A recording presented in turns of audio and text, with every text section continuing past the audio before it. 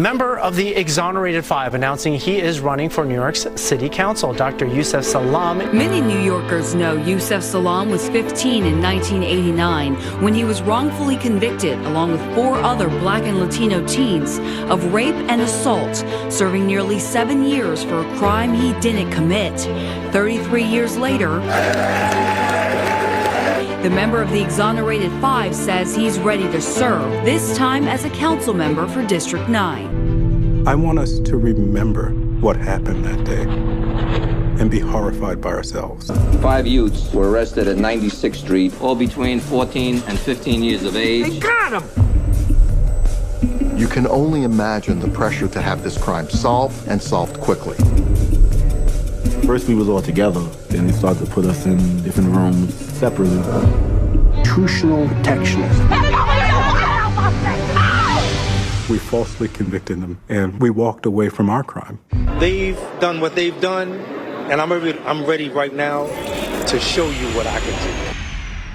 Powers Industry, home of new music and entertainment. I'm in a building right now with a very special guest, Dr.Yusef Salaam. How you doing, brother? Man, I can't complain. God is good. You know what I'm saying? To be here, to be able to see this day, you know, it's crazy because my whole life has been just a ministry. You know what I'm saying? Like, so much to get out of it, and so much more to go. Yeah. We were talking off camera, and it was like, you know, like out of everybody, I was dying to meet you because I was like, that's the dude that was in there. You know, we were sharing our Spofford stories and stuff. For those of you who would know that, you know, remember the Spofford stories and them tables and all that and getting in trouble. But, you know, what's crazy about that whole thing too, and I don't want to harp too much on Central because there's so much more going on with you. But I was actually supposed to go in there. I used to live in Johnson Projects. Oh, wow. So I would go over to Schaumburg, and then my cousins were in Lehman. Mm-hmm. They had a group called the Troublenecks. They made a record and all that. So that day I was actually supposed to shoot out and go, because that's what we do. Everybody just go wilding out, chilling with everybody. You know, it wasn't nothing crazy, but a girl actually, I deferred to go to the Bronx because I was trying to chase this girl. And they're like, yo, we going to her crib. And I'm like, yo, we out. Yeah. Like, so I could have easily been anybody. You know what I mean? So it's wild too, because just like the language, you know what I'm saying? Like, you just said we was going wilding out, but it's nothing crazy. It was like that term was not a term that was associated with going crazy. It was a term where we were just hanging, having fun. Folks was dancing, you know, just being guys, girls being girls, and sometimes we had to mix it. We mixed it up with each other, and it was great, you know. And so for them to take that term and make it into this real negative, oh, that's what wilding is. Mm-hmm. You know what I'm saying? It's really sad that, you know, we don't always have control of our own narratives. Yeah, and that is a truly sad part. But, you know, we are in a beautiful space. Yes. You know, God has brought you gentlemen back to us, and I know that he's going to utilize you guys to do that work. And I know you're one of the spears of many coming, you know. So let's talk about the law. You're running for election. Let's talk about that, man. Like, you're running for office. How do you plan to change some things?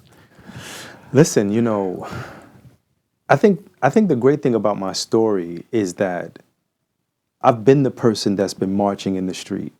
I've been the one that has been seeking justice. I've been the one that has been talking about this is not fair. You know, when I think about what safe streets look like today, traveling the world, and even in this country, just traveling in different parts of this country and seeing what safe places look like, it informs me on what we really need in our communities. And so the best thing about me running for this particular office, this seat of Harlem, you know, is that I get an opportunity to represent not just anybody, but the very people that I grew up with, my home, my families, you know what I'm saying? And it's a beautiful thing to be able to take their voices into the halls of power and really magnify that concern, those types of grievances that have in many ways fallen on deaf ears. You know, a lot of people have come into political power and have promised us that they're going to do what it is that we elected you to do. And of course, we know that there's hurdles and bureaucracy and a lot of red tape, but there's been too much of the same thing. And so in our community, we call it what? We call it politricks. right? We call it politics because people trick us to get our vote, and then they get into office a lot of times, and it's like the three-card Monte, the shuffle. Next thing you know, you're like, damn, what happened? I thought. And the truth of the matter is that having a person like me participating on a higher level of government, allowing myself to come out of a private citizen space into a public space that says, you know what, I know what my people need. And if I don't know, I can ask them. And the trust is already there because they know me, and they know me because I've been right in front of them since I was 15. The beautiful thing about it is that that story is what was. What is about my people. It's about resuscitating new life into our communities. It's about restoring that same renaissance that we had in Harlem. The fact that people are leaving Harlem, well, that's the narrative, right? The narrative is people are leaving Harlem in droves, 200,000 folks since XYZ date. The truth is we're being pushed out because we can't afford to live where we were raised. And we want to. We want to be able to come back home. Like when I come home to my hometown, I want to stay with my mom. I got to stay in a hotel if I don't live here. The good thing is that I now do live here. I now do want to represent my people. And a part of it is making sure that we have affordable housing, making sure that we have education that works for all of us.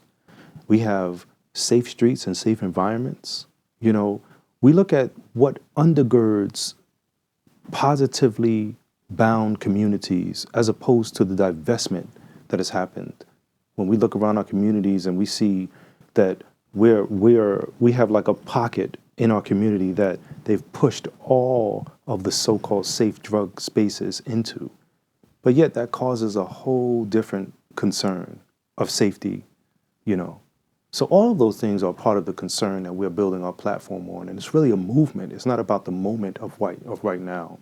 It's about the movement of being able to tell our young people that they matter. That if I could go through what I've gone through, then we can most certainly be realize psychosocially that we're supposed to be here and we have a lot to do. Understood. Let me ask you, as we're walking into this political arena now, police reform. How does that help your district? So when I think about police reform, I think about ideas that have been on the table and really smart ideas, right? I think about the budget, and the budget is really an IQ test when you think about how do we use the budget? How have we used it, and how can we use it to make sure that it helps us, right? No taxation without representation. These budgets come from our taxpayers, our dollars, right? And so when I think about things like the police departments and things like that, one of the best ideas that we can push forward, man, folks who are guardians of our community should live in our community. That right there is a game changer. What do you mean? So you're saying you're saying law enforcement should become I'm saying law enforcement, their responsibility will be even more pronounced by living in the communities that they protect and serve. Because I was talking to a young girl years ago, and of course this was a completely different space in America. We was in, USC. But she was 13 years old, and she told me that she wanted to become a cop. She told me that she was a cadet, and she wanted to become a cop. She's 13, and she asked me, what advice can I give her? And of course, my first thought was I didn't want her to become a cop. My experience was that I had been, kidnapped by the police department. I have been run over by the spike wheels of justice. I have been put into the belly of the beast that we all know about. But while I was in there, the belly of the beast became the womb of America. It became a place where I could either decide to do the time or let time do me. And so as I was thinking about what I could tell this young lady, I realized almost like within 2 seconds, this is not a cop. This is the future of policing. If I can give her my best information, my best ideas, I can perhaps plant the seed of what it means to protect and serve in equity, what it means to have courtesy, professionalism, and respect on the side of cop cars in New York City. Imagine if the officers who assumed that role said to themselves that I am moving in purpose and on purpose. This is what I'm supposed to do.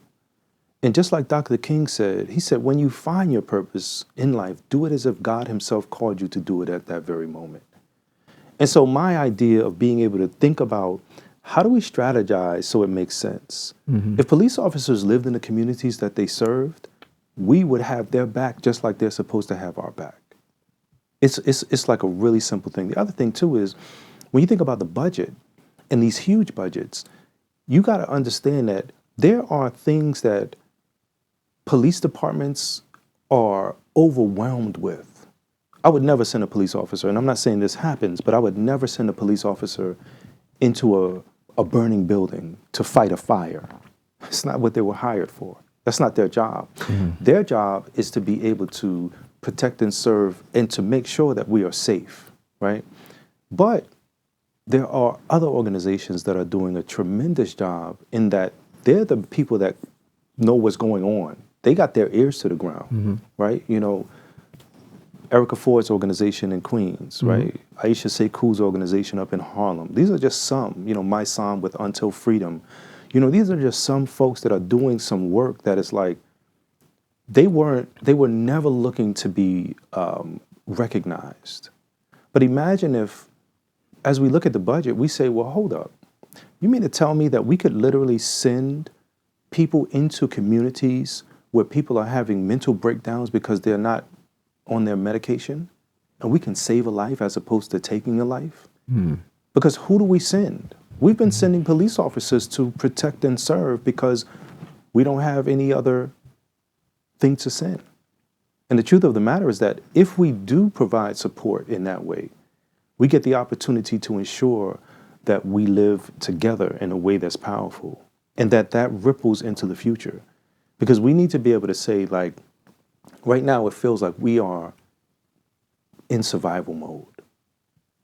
New York is like that. New York feels like, you know, it's this type of place where folks have said, if you could make it there, you could make it anywhere. If you have never been to New York and you come to New York, the only way you can survive New York is by becoming a New Yorker.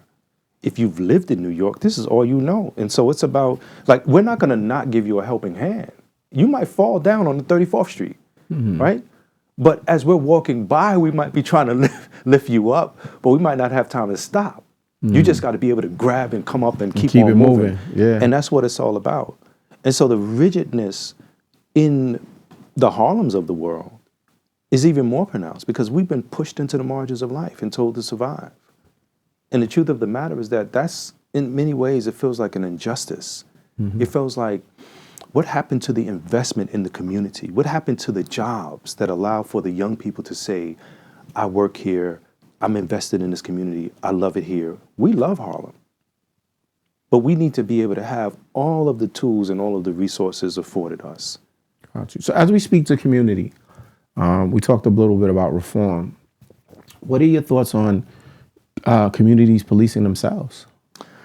This is a challenge. And I'm saying it's a challenge because the truth of the matter is this. When that language was being introduced, that language was really a rallying call, a cry out, as a matter of fact, because of an injustice that happened that we all witnessed when George Floyd was murdered. And people were angry and upset, and they said what they said. And my thoughts were, when they didn't define, or when they were not allowed to define what they were saying, the system took their saying and defined it for them. Same thing like the Central Park jogger case. You know, they said, they were wilding. Wilding means X, Y, and Z. Nobody asked us what that meant, right? Similar to the Central Park jogger case again.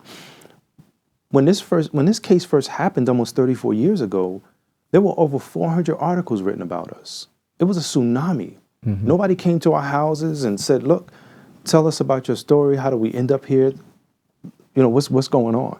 They wrote the narrative in order to paint a picture that all people of color were criminals, that this right here is a crime, the color of your skin. And so community, first of all, if police officers lived in the community, there's already a certain level of community policing. It's just that they're not getting paid for that.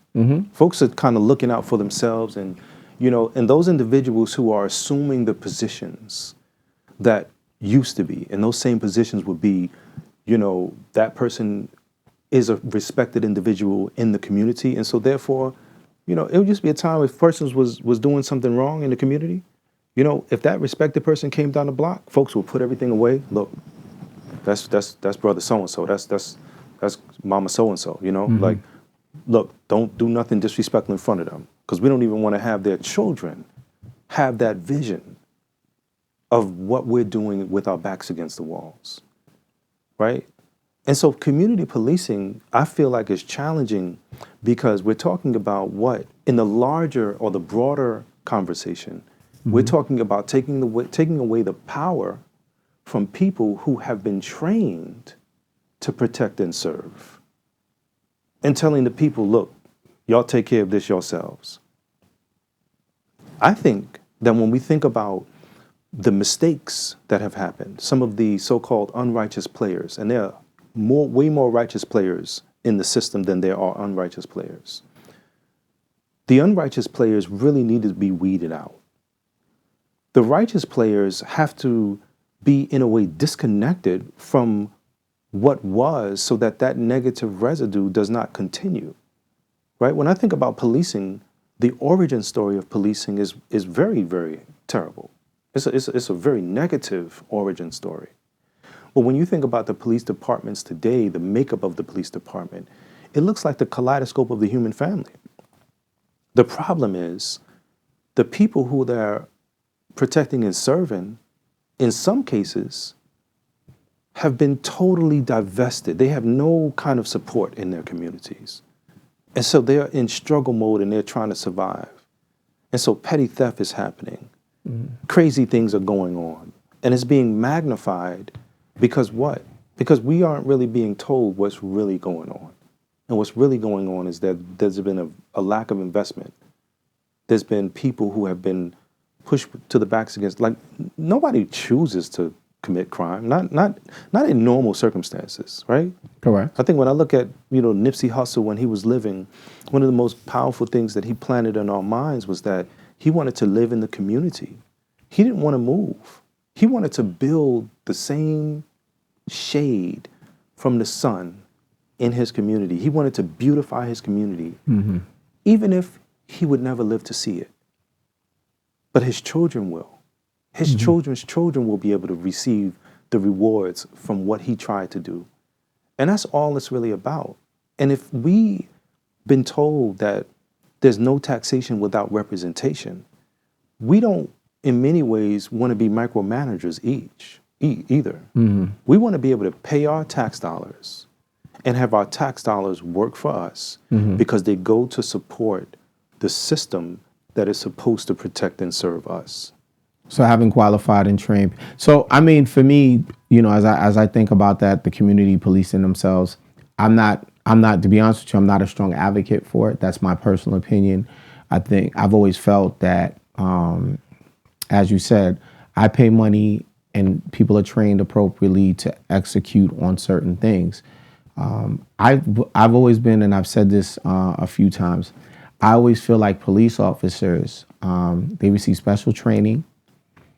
And if they do something that is illegal, I've always felt that it should be double for them. It should not be the same. Like, I should not be tried, because if a boxer gets into a fight in the street or a person with martial arts experience, they get into something in the street, they're viewed differently when they enter that courtroom. And it's rightfully so, because they have special training, and one of those trainings is also to discuss discipline.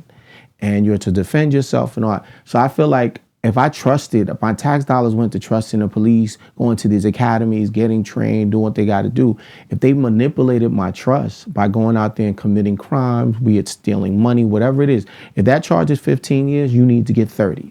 You know what I mean? And see, this is where the crux of the matter is. This is what you're saying, I think, is what I'm hearing in the community as well. Like, imagine you do this and you do this very well. This is almost like, man, I found my purpose. I love to be able to interview folks and make sure that the community knows what's going on. There's other folks who, they are thinkers, deep thinkers about strategies, about this and that and so forth and so on. There's other folks who say, you know what, I want to protect and serve. Should we as a community be all pushed into that space? Because that's an outcry. It's an outcry because there's no equity, right? I don't even want to use the word equality. I mean, the equity of being able to say we've paid into and are being able to receive something later on from what we've paid into, from what we've participated in, right? This is what we're angry about. This is what we're upset about. But the cool thing about it is this: there are people in community, like I mentioned, like Erica Ford, like Aisha Sekou. These are just some, Until Freedom. These are just some names, right? They are doing the work. And if we as a society said, you know what, we have enough. We don't come from, we're told that we have limited resources. But the truth of the matter is that we live in a land of abundance. That is correct. We have way more than we need. We can solve homelessness tomorrow because there's already been examples of that through Habitat for Humanity. Just one example, right? We can solve food insecurities tomorrow. There's been many examples of that. I remember when Mart 125 was open, right on the top floor, there was a West Indian restaurant that I loved their food. And what I really loved about them was that one day I came late and I'm lining up and I'm waiting to get my meal, and they had already like pre-packaged meals inside of the same take-home trays that we would buy if we were going to be like, hey, I just want to take it to go, right? To take out orders. And I was looking, and they were like, okay, listen, we're closed. And so I had already paid, but I'm just kind of just peeping because I'm curious to see what's going on. They closed down. They took all of those meals that they pre-packaged, the same food that they would throw out anyway. The homeless people outside, they gave every single person a pre-packaged meal that was in the same take-home tray. What did they do with that? First of all, how does that dynamic play out in our communities? They saw their humanity. They weren't poor because poverty is a state of the mind.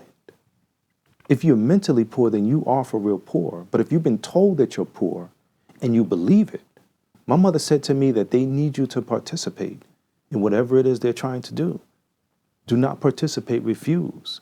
So even taking a definition that is not true, I'm not physically poor. Like I might be overcoming a financial difficulty. So language is important. But the truth of the matter is that even in those situations, to be able to see and recognize the humanity of the people who are on the bottom and give them a hand up, what does that do to that person? What does that do to the person who they are rippling out to? This is how we have to move. And so I think the resources, as we look at it, we have to consider, is there an opportunity for community policing? Well, we have people that are doing that. You know what we need? We need to take some of the money that we have already paid into the system, our tax dollars, and allocate some of that. Imagine if we took 1% of a certain budget and said, you know what? 1% of people who are in a community, who are doing what's necessary, who are providing the resources, we need to give them a 1%. 1% of I don't even know the numbers, but the numbers are there, and the numbers tell me that we have more than enough that we need. I agree. And there are a number of programs that are out there. You mentioned some of them. I deal with an organization called Community Mediation Services, where we work with 16 to 24-year-olds in Queensbridge houses. Yeah. We have a space in Queensbridge houses where we actually work with them and we talk to them about different things, resume building, life skill building. You know, some people that live in these communities never actually leave. I've worked with kids that live in Queensbridge who've never left Queensbridge. Like they've gone up the street, but they've never gone into the city. You know, and you know what? That example is an example many young people, that was our experience back in the days. Yeah. Many people never, like, you going to the Bronx? Yeah. No, like, what? You know, most people just know the four corners of their block, or at best, their whole community, or parts of their community. For me, going out and hanging out was going to 86th Street and going to eat something, and then boom. So I was far away from home, but I wasn't. You know, Harlem has always been a very interesting place. When you hit 96th Street and Lex, you go over, it's like you're walking into a whole new world. A whole new world. And right across there is the projects. You see what I'm saying? So I completely get it, man. You know, being a young man from the streets as well. Like, I'm a Harlem, Brooklyn guy. I'm raised between Marcy and Polo Grounds. Nice. But I went to school all my life in the Bronx. Both my parents said, "No, you ain't going in this borough." You know what I mean? So I'm really a New York kid, you know. And I told you, I went through the system myself. I was in every group home in the city. I was in St. John's, the one they had in Queens. I met Ed Charles at that time when I was a young kid. And, you know, I had a number of different experiences, you know. And even, it was crazy, even the descent. So I also do work in education aside from this media thing. And I have a boys group. And we have a film series, and I make sure, and it's a 5th grade boys group, so I get the parents to sign off on the films that we watch. And when they see us, it's the one that we watch. Oh, wow. So they watch that, and they're just like... Powerful. Because for me, the reality, they still live in that reality. Yeah. And the things that brought you to decide to go hang out and me to go hang out, those are still the same thing. We may be older, but the circumstances for which we my job for me is, I just feel we have to make young people better thinkers. Absolutely. And, you know, and knowing how to navigate through certain stuff where they don't have to feel uncool by not doing something, you know. And I think that that's the fatal mistake that we make as young men. Dr. Adelaide Sanford, she was the chancellor of she was the, man, I forget exactly what her, she was the chancellor, but her whole title, phenomenal elder in the community. I remember she was talking about that. She said, we need to be able to be trilingual. And then she described what that meant, you know, because it's not just about the language, but it's about how we move and how we operate. You know, we know good and well that if we're looking and paying attention at what's happening today, the smart people are the ones who's making the most money. But the people who are the most attractive are the ones who are kind of thuggish and, you know, kind of roughness to them and that's things what like it that. is. But the truth of the matter is that, how do we, like you said, navigate in those spaces so that those children, the most precious commodity, get the opportunity to survive and thrive, right? We want them to live so that in the future, they will say, damn, I did what I was supposed to do. And they needed to, you know, and what I'm saying is that she said you have to be able to, in many ways, speak the language, look the look, but you need to also know how to switch so that when you're in the other spaces, you know exactly what's going on. You don't have to be told, and it won't be like a culture shock for you. You already know because you're studying, you're up on. You can move in and out of different spaces like a chameleon. The truth of the matter, too, is that I think we as a people, we have that ability. But if we've been literally sat in front of the window of life and told to look out the window, and others get the opportunity to look in the mirror of life, man, how good will it be to be able to look in the mirror of life? Everything is reflecting you. Everything is being sold and representing you. Cartoons look like you. You know what I'm saying? Everything. But the other folks who are original people are looking out of the window, still playing the same old games. That's my car. You know, and that's a problem, because a lot of the shift that has to happen is internal, where we have to begin to believe in ourselves even way more than we've been believing in ourselves. We have to begin to challenge ourselves to be able to see it in our mind's eye. Because as the great people say, if you can't see it, you can't be it. But if we're only seeing, man, the only way out is to do this. There's so many more ways out. There's tech, and we need to build that up. There's strategizing. There's things like even participating in games like chess as a challenge to have your mind begin to think about strategies of winning. That's important. We're playing on the chessboard right now. You know what I'm saying? The problem is that Many of us come to this chessboard with a game of checkers. Two different games. And not only that, even if we're coming to the game with a chessboard, understanding it, we have to now understand that we have to stretch ourselves even more, because we can't play chess at a neophyte level. We have to become experts. We have to skip grades. We got to be quick studies on what we're doing so that we're not new, but we know what's going on. No, I completely agree, man. What it would be, if you're elected to city council, right? What's your first thing on the agenda you want to do? You know, if I'm elected to that office, the first thing that I want to do for our people is to begin to strategize with the same conversations that have been resonating the most. People want affordable housing. And they don't want just affordable housing in terms of what the definition has been, but they need affordable housing that also speaks to their income levels. Because imagine a person like my mom. She's in her 70s. We can't say, and we need this, by the way, but we can't say, you know what, we're going to raise the living wage to X. My mom can't. She's not going to work. She's not going to be able to participate in a 9 to 5. You know what I'm saying? So how does that benefit her? But we need to make sure that we have subsidies. We need to ensure that all of those things that exist have the resources that we can make sure that they continue. You know, we got to look at green energy. You know, we got to look at the possibilities of how can we have things that are self-sustaining. You know, so affordable housing is top on my list. You know, education is top on my list. Safe streets is top on my list. You know, of course, criminal justice. I mean, that's all I'm all about, you know. But in terms of that, those being the top, because we need, you know, when I think about how New York is growing, the level and amount of affordability that we need, even 10 years ago, we haven't even come close to what we needed 10 years ago. And so we need affordable housing yesterday, and we need more of it. And we also need a shift where we look at even the projects and what's going on there. You know, when I walked around Lincoln Projects and, you know, experienced and heard some of their grievances, but actually experienced and saw some of the tragedies, you know, I'm like, man, you know, we got to do better. We have these budgets, and we have an opportunity here where we can really make a difference.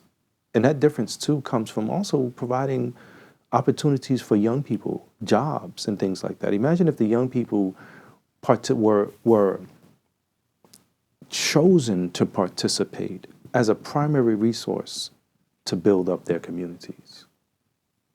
That type of investment is different. When you say chosen, you mean like in a beautification type thing? I'm talking about that, but I'm talking about also when I think about when developers say, you know what, I want to come into the community and I want to build affordable homes. The people who are assisting in the building of those homes should come from the community.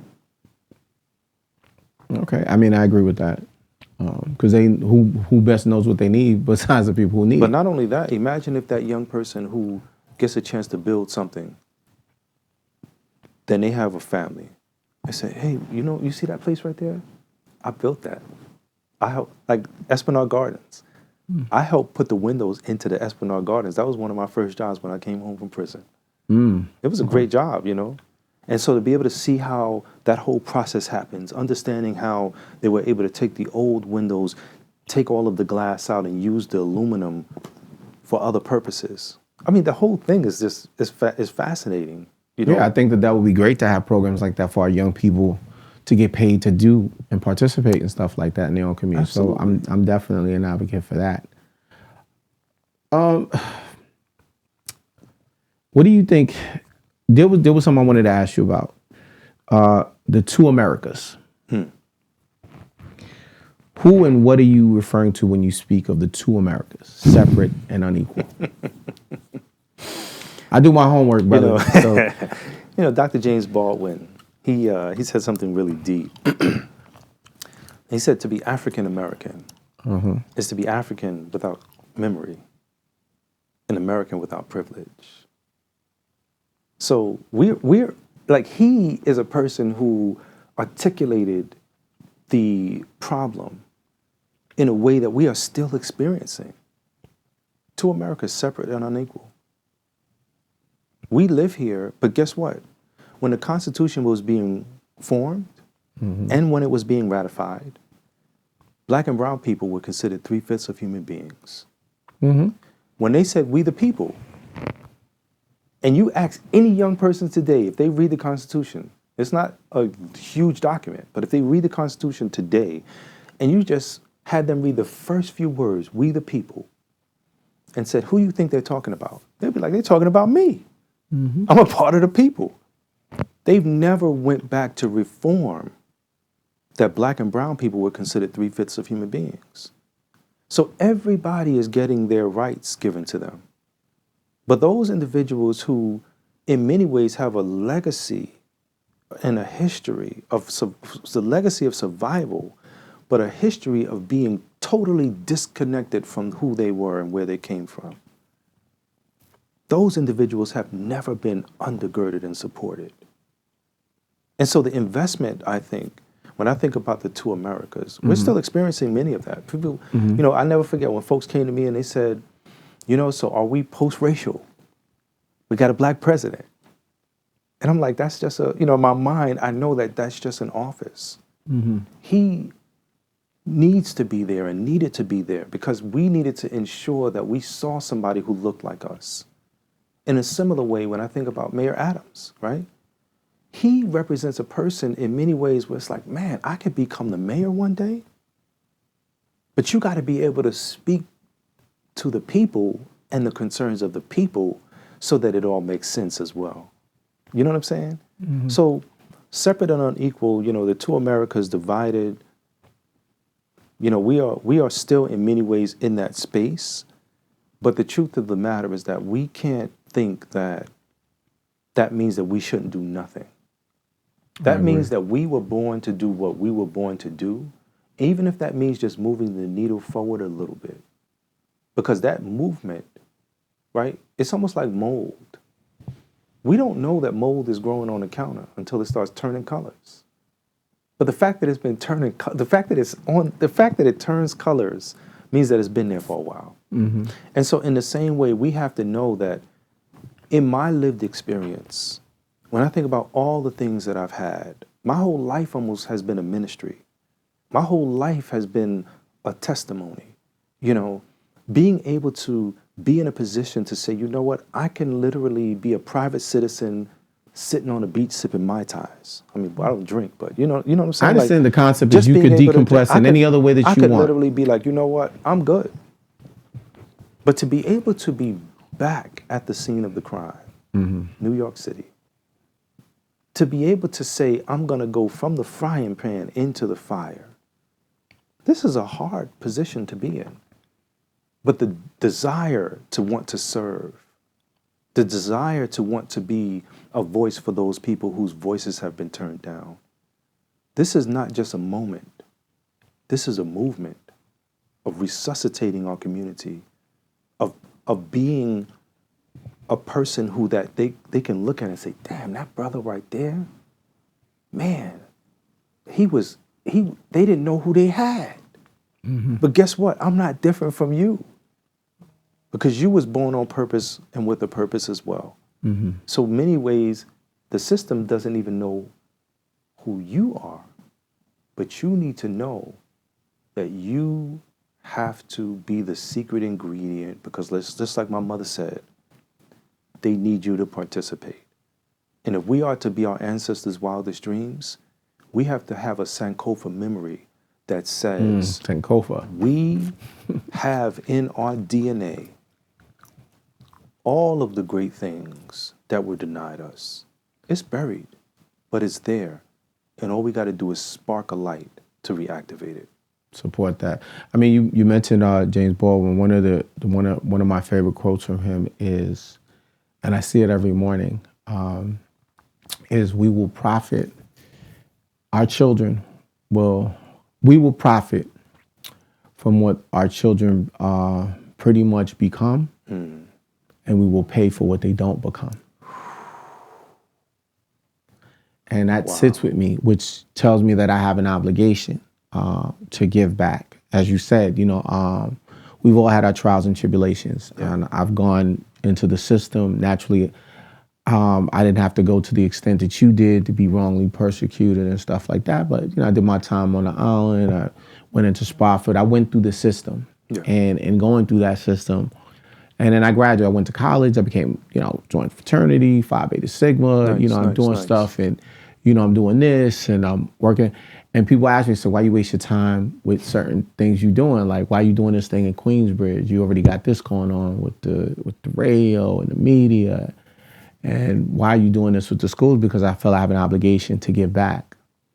Because, it's our job to inspire our young people and serve as role models. We're not perfect. We're going to make mistakes. We're going to do whatever. But I think that it's imperative that we learn and understand that we have to give back to our communities. Yeah. And the best way to do that is being on the thick of it while you have the energy. Because I'm going to get to a point in my life where I ain't necessarily going to do that. Like you said, it's about making the pattern and keeping the pattern and pushing the pattern forward. You know what I'm saying? So that when it comes time for those individuals to take that baton, that deoxyribonucleic acid, as you pass it back to the next generations that are coming, they take that baton and they know how to break every generational curse. So we're not playing catch up. That is what the urgency of now is all about. Making sure that we know we have to keep moving forward. We have to keep pushing forward. The worst thing that a person did should not be defining them, because that's not who they are anymore. Mm-hmm. Even the people who did the most egregious mistakes, you know what I'm saying? Like, literally, I think about that word that Cardi B said all the time, and I call her the great philosopher, because I say, you know what? Cardi B said, knock me down 9 times, I'll get up 10. And of course, she's talking about being able to be a hustler and doing things differently. But if you apply that to life, man, get back up. Keep getting back up. When people tell you you're not worthy, look at yourself in the mirror and in your own eyes and tell yourself, yes, you are. And keep reminding yourself that you are. Create a vision board so that you have a plan so that you can move forward. Don't close the curtains so that light can't even enter, because the only thing that develops in the dark is a negative. You know what I'm saying? You got to open up the window, like literally, like, and even if you're in the dark, find tools in the darkness so that you can illuminate it, because you need to be able to have that light shining around you, because they're telling you, and they will keep telling you, that you were born a mistake. And the worst thing about it is that if we believe it, we move throughout our lives like we're mistakes. Are you being challenged for that position? Are there current, you competing against other people? Absolutely. Almost everyone. So let me ask you this, I think I'm the only one who has never been in political office. But everyone else is either kind of like Mayor Adams. No, was really in political. I mean, he was in law enforcement, but that's not really, Yeah. He really didn't know. He had a bunch of people, I guess, advise him on certain things, but that's not the same as actually walking into that political agreement. I think that when you're a soldier, you don't have the certain liberty. You just following orders. Yes, sir. And when you come in from that, that's you do this, you do this, you do this, you do this. But now you're in a position of authority where now you have to make decisions. And now they're saying, okay, so is education more important? Is safety more important than this? And your check can only go to one place. My gosh. So that's what makes this whole scenario ugly, So you're always going to find people who don't agree with what you do. You can't, and that's, my mother said, that's why you can't make everybody happy, because someone's going to lose or feel that they didn't get what they deserve. So, I applaud you with these efforts for coming into this space and wanting to do this, because this is going to be a humongous challenge. And, I applaud the fact that you didn't just take the check and run, because really, and who could blame you? Because of what you experienced and those other gentlemen experienced, nobody couldn't say, yo, if you wanted to go sit up on the island, like, yo, I deserve it. Well, I had to go through this. But to come back to the community and say, yo, I want to serve. Yeah. You know what I mean? Because it ain't the money. They don't pay very well. No, they don't. But I mean, the thing about it too is that, when I think about the fact that we were compensated for a harm that was done. Mm-hmm. Even in the compensation, we received crumbs off the table. Of course. We sued for $50 million each. Mm-hmm. That means that our total lawsuit was $250 million. They gave us a total of 41, and 1/3 of that went to pay lawyers' fees right off the top. Mm-hmm. So it's kind of like a record deal. I mean, and the worst part about it is that they didn't give our parents, they didn't give our families nothing. Mm-hmm. So they were injured even more so because they were the breadwinners. Our mothers, our fathers, they were the breadwinners. And my mother in particular, they laid her off. She never worked another day in the industry that she was blessed to be a part of. My mother's a fashion designer. Mm-hmm. You know, she was teaching at Parsons University, teaching people how to create patterns and, you know, the all of this great stuff. You know, and I think, you know, this is such a difficult job, but it really is. You have to be a servant of the people. You have to know that this is what you've been called to do. You can't look at this and say, you know what, I'm going to get this glamorous title. And no, this is not what that's about. That's why I say it's not about the movement. It's not about the moment. This is a total movement.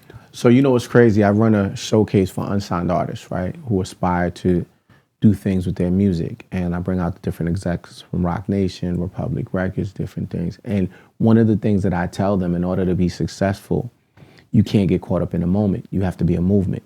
Everyone that you've idolized that has been successful in music was a movement. When I tell them, you think of DMX, you think of Rough Riders. When you think of Bad Boy, you think of Diddy. When you think of Rockefeller, you think of Jay-Z, Dame Dash, you know, where everything is a movement.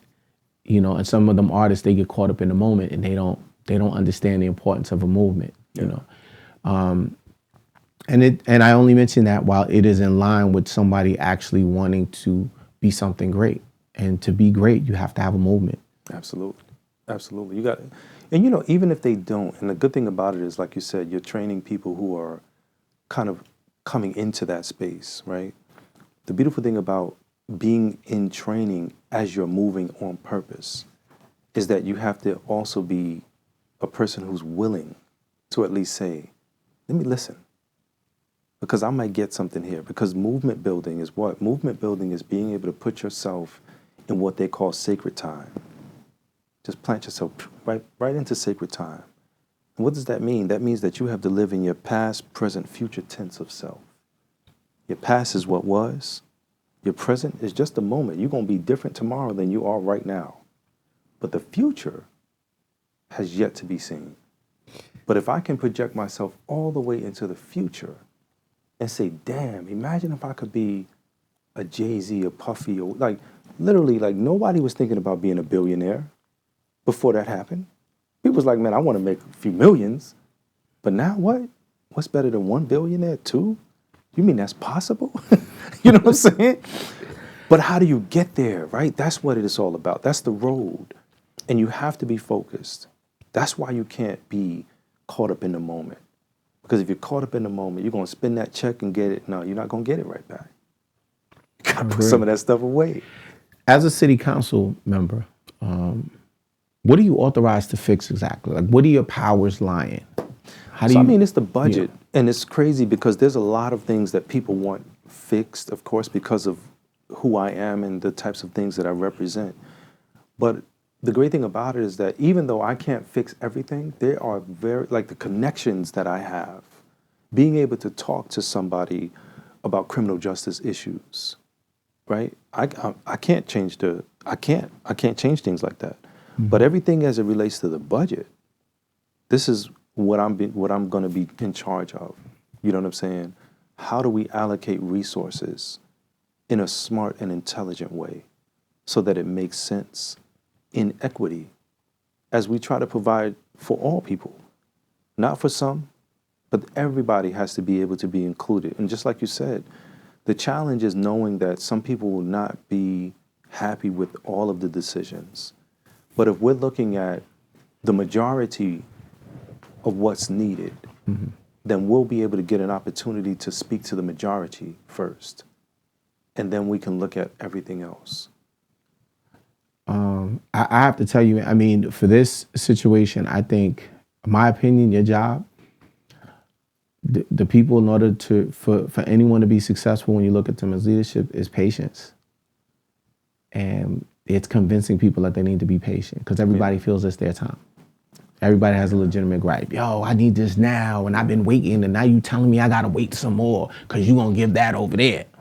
Well, see, How do you plan on responding to that? I think what you're talking about is resources, right? Because the thing about it is this: when I first came home from prison, you know, I didn't know about resources that help people to pay rent. Man, I couldn't get no job that was helping me to really have a living wage and to do what I needed to do. I was struggling. I was going to the grocery store looking at the chicken in the 99-cent section, because I had 3 children that I had mouths to feed, you know what I'm saying? And then when I met my current wife, she had 3 children. We instantaneously became the Brady Bunch. And so it's like looking at all of those things and realizing, like, damn, you have to literally be able to say, how do we move this thing forward? But also, you have to also educate the public, because when I say divestment and really what has happened, we need to shore up and support. Because even in community, when my mother was younger, she tells me all the time, they taught civics in school. Mm-hmm. People knew about the inner workings of things and government and how things move forward. You ask the average person today, they have absolutely no clue. We have to begin to teach that stuff again. Because if a person is struggling, are there programs that they can utilize in order to assist? Absolutely. But when it comes down to the wire, the urgency of now is different for them. Like you said, they need resources right now, today, you know, not a month from now. Not, you know, some of the laws that I've been looking at, you know, the time that is included in the process is a challenge. Mm-hmm. We need, like, because I was one of those individuals, I know for sure we need to be able to have resources immediately that speaks to the direst of situations and circumstances. And at the same time, planning to make sure that we have all the things that are needed in the future. Because if we can pull things up from the margins, we've been pushed into the margins. Most of us didn't decide to, you know what, I think I'm gonna lay down in the gutter. I think I'm gonna be in the margins for a minute. No, if we can pull things up from the margins and then begin to tackle the other things, some of those things that are gonna be tackled are gonna be very, like, immediate for what's now, of course. But at the same time, too, the plan has to be there. The people need to know that there's a plan. And I think when the people understand that, like you said, the patience will kind of be there a bit, because I had to be patient. I wanted to get out of prison the first day I was in there. And when that year went by, then 2 years, shoot, I came home from prison a convicted felon. I didn't come home free. I was on parole. I finished all the parole time. 3 more years went by before the actual truth came out. And you would think that, man, in 2002, they would have given us all our resources back. They would have helped. It took another 12 years. But you know what? The good thing about it is that in order to survive, we have to remember that African saying that says, if you want to go far, you have to go together. If you're trying to just be like, man, you might be able to, I mean, shoot, individually, there might be some great sprinters amongst us. Mm-hmm. But if you're trying to take the whole community, there has to be a plan. There has to be encouragement. There has to be resources. There has to be movement in that.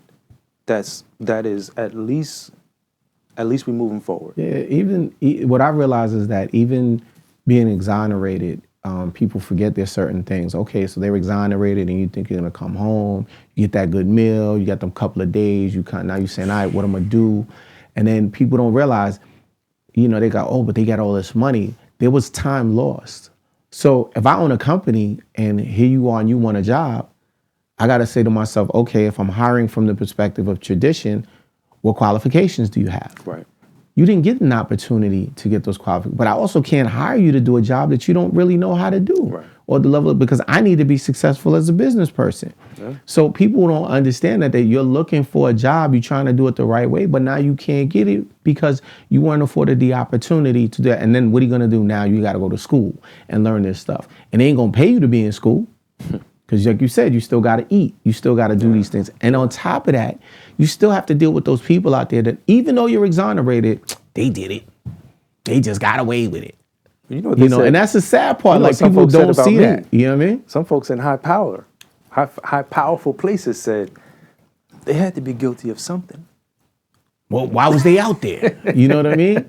I was out there chilling like everybody else. You know what I mean? And what's funny is them people that talk that stuff probably was out there too. They just didn't get caught up. You know what I mean? Yes, indeed. So, and that's the sad part about all of this, you know, is that people don't understand that they're like, they're gonna get all this money. You can't put a price on what, you know, you could have become a billionaire. So technically they shortchanged you. Yeah. They didn't allow you to run the race. So now they're giving you this for not running the race. Everybody, all of you gentlemen could have been something greater. And I'm not saying you're not great now because we all kings. But you not being given the opportunity with those other gentlemen to run that race that everybody else ran, you could have been a billionaire. Absolutely. You know what I mean? Jay-Z could have been working for you. Man, that's but you weren't given that opportunity. That's what people don't see. So I always say, just because they got their money, they were shortchanged. And then as you break down, we sued for this, we only got this, and then, you know, that's why I said it's like a record deal. People say, we rich. No, we not rich because you got to pay this guy, you got to pay this, you got to pay for that. You know, things have been taxed. Like people just don't understand. You still paying catch up with the rest of your life. Yeah. You know what I mean? So again, that's what makes it admirable to me that you're actually gonna give back and commit your time instead of taking the bread and saying, you know what? Screw New York City, because they messed me up. I'm going to live my life. Yeah, you gotta try. You know what I mean? I think that's the thing about it. You know, when you've been called, like I realized that what happened to me was for me to be able to realize that I could survive. Like, we're not given more than we can bear. But then once you realize that, what else are you supposed to do? Now I got to tell other people about it. Now I got to be a servant of the people. Now I got to help. Because like you said, I could have left. I could have said, you know what, I'm out. But no, even when I left New York to motivate the world. I became a motivational speaker. I paid for access and studies and education. You know what I'm saying? So that I could perfect this thing. Because when people said to me, they used to say to me all the time, how did you do it? How did you? And I'm trying, you know. And they would see something in me that that they said, I need that. But for me, I realized, damn, I need to figure out how I did it. And now I need to encourage more people how to do it. But once I did that, I'm like, I got to go back home now. I got to go back home right here in Harlem. And I got to help my people. Because this is not, like I said, this is not the moment of saying, hey, I'm about to go into this great office. No, this is a movement of making sure and ensuring that the same Renaissance, the same spirit of Harlem that was, still is. Support that. Before I let you go, I have to ask you about this. If there was one word you could describe you and your entire story, what would it be and why? One word.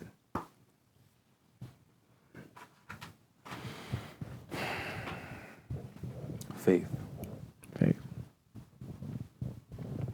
Now I'm about to read something. I want you to tell me if you remember it. I am ink. Ooh. He is paper. I am pencil. He is notebook. I am text. He is screen. I am paint. He is canvas. I am man. He is boy. I am criminal. He is victim. I am alive. He is almost dead. I am black. He is white. Talk to me about that. I'll tell you, we do our homework up here. This is punch in the air. And it's crazy because I was going to say hope because that's the name, that's Amal. Amal means hope. They put hope in prison. But you have to have the faith of a mustard seed. But it's the understanding of the duality that we're experiencing. here I am being accused of a crime and being made to be a man. Whereas the victim, in terms of this poem that's in Punch in the Air, we're the same age. But he's seen as a boy. They're showing his high school graduation photo. They're showing my perp walk photo. So I'm looking like a criminal. They're telling me I'm this, and it's like the juxtapositions, and it's always a one-up. It's like, the movie Malcolm X, right? I love that movie. Why do they say Phenomenal that everything dark is bad and like chocolate cake is devil cake, white cake is angel cake, And it's like you do this knowledge of stuff and you realize like, holy shucks, the system itself, as it's laid out on the chessboard, has to also be defined for people who are so bewildered about what's really going on. They're using the color of your skin against you. They're using racism against you. They're trying to say that this is reverse racism if you move this way. But racism is based on power. And the truth of the matter is that racism as a concept is different in different parts of the world. Because you go to other places, man, people are oppressing each other who look like them. That could be black or white, right? And so the ability to understand the juxtapositions in America in particular, here we are having to fight against and fight through these types of things. And so putting that poem on paper, that book in particular is a book that we wrote, E.B. Zaboy and I, we wrote that book for young adults. Because why? We wanted young adults, the people who are beginning to get it and figure it out, understand that seeds of purpose and power have to be planted in them. And that right there is a seed. That's a seed because we need people who are going to be the future educators, the future lawyers, the future doctors. We need the future police officers. We need all of these individuals to be righteous actors, to move on purpose and with a purpose, not to be in struggle mode and survival mode and try to figure out, man, how can I get over? How can I scam? No, we need people to be honorable again. So, you're running for office? Yes. Why should I vote for you versus your opponents? I think people should vote for me because I represent the people in particular. This is something different. This is not politics as usual. People get the opportunity to have a person who's been through the fire, and I'm really a modern day Shadrach, Meshach, and Abednego. They know my story, but I'm not running because of my story. I'm running because of the people of Harlem and what they need. I'm running because I want to represent them and because they know that if I'm running, that they know it's serious. I could have left. I could have said, you know what, I just want to get a mansion on the south side of Central Park. I could have done anything. But to participate, to serve the people, to be able to say, I'm going to take your voice into the halls of power. And even if it's something that I can't do anything about in general, I can do something about because I can talk to the person who can do something about it. And on that note, I thank you for coming out and hanging out today. Oh, my pleasure. This has been a wonderful experience, to finally meet you. And you definitely have my vote. Thank you, man. Yes, indeed. And we're going to talk. Yes, sir. We're going to talk. Yes, sir. Tell the people how they can get with you on social media and on your platforms and how they can go about supporting you. Absolutely. On your journey. Folks need to, right now, look up harlemforyusef.com. Sign up. We have a website that's robust, that has a platform out there. We are moving things around so that it makes a whole lot more sense and people can understand it. Folks can donate to the campaign. Folks can, donations all around the United States are welcome. People can participate on the ground. We have an office on 190 West 135th Street, right between Malcolm X Boulevard and not St. Nicholas, and Frederick Douglass. Frederick Douglass, 7th Avenue. Not Frederick Douglass, Adam Clayton Powell Jr. Boulevard. It's all right. It's been a while. Funny. No, I'm going to tell you what's funny about that, right? Because we, from Harlem, like old school Harlem, we call 125th Street 25th. Yeah, 25th. We call We're still looking for the bootleggers, yo. I'm trying to buy my polo off the front of the street. We don't even call Lenox Avenue, right? We call it Lex. Lex Avenue, Lexington, 7th, 8th, 9th. You know what I'm saying? Like people start coming with the names, and it's like, oh, shucks. Don't take 7th Ave, take 8th Avenue. Hip hop. You listen. Yeah, right. It is. But I mean, you can look me up. info@harlemforyusef.com is our email address. We have a really, really powerful team. Keith Wright's son is my campaign manager, the grandson of Cut 'em Loose Bruce. You know what I'm saying? We're really not playing. We're putting the team together, and we need more resources, and we need more energy, and we need more of the people, and we're going to be out there. We're walking around, we're touching people's hands, we're listening to people's grievances. We're making sure that we include all of that in our platform. That's what's up. Powers Industry. Oh, I'm sorry. Sorry, you asked about the social media too. Yeah. YS for the people on all platforms. Personal is Dr.Yusef Salaam on almost all the platforms. Dr. or Dr. _Yusef Salaam on Twitter. But YS for the people, we're going to be pushing everything out through that. Powers Industry, home of new music and entertainment. Thank you for hanging out with us, Doc. My pleasure. My pleasure.